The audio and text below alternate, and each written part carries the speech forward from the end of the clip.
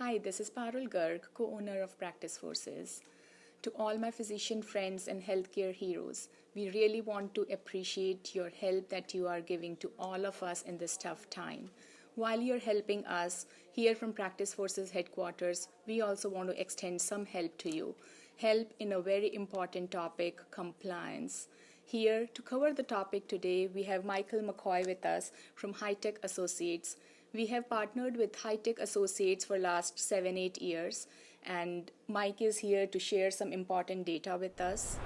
So yeah, we're going to talk about the fun and exciting topic of compliance, and what we see is a big focus on making sure that you have given patients the proper right to access their medical records under their new regulations and guidelines. So many of you may not be aware of these, so we want to definitely make sure that you know about that. Now, if you are applying for MIPS, then of course you need the SRA, the Security Risk Assessment.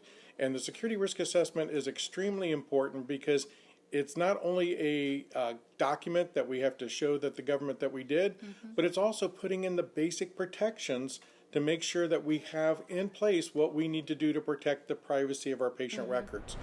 Now, another big thing that you may not be aware of, again, as I mentioned earlier, is that access guidance, making sure that patients have a right to access their medical records. And the rules have changed.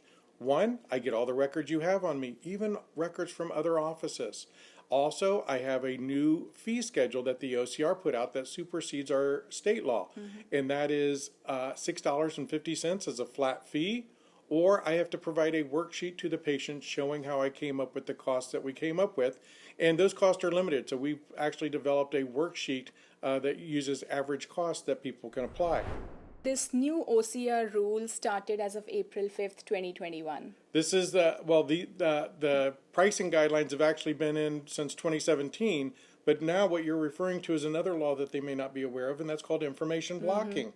Information blocking really is something new and different because whereas HIPAA says you are permitted to share records, now under information blocking you are required to share records. You must share records. And not only all the records that a patient would want, and they have to be done not in the 30-day time frame that HIPAA allows, but now anything that falls under the information blocking has to be shared immediately. So if you get records from a lab, immediately when you receive them, the patient has to be able to access them on the portal.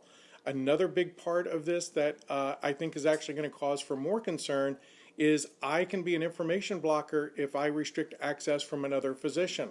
So another physician in the care team wants access to the records.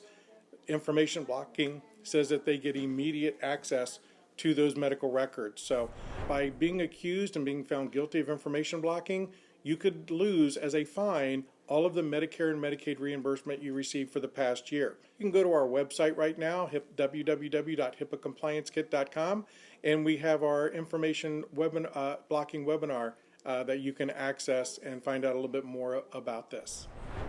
To the practices, if you have signed off from MIPS, that means you are signing an exemption from MIPS, don't assume that you should not do the SRA. SRA is very, very important. It's for your protection, for the protection of your practice.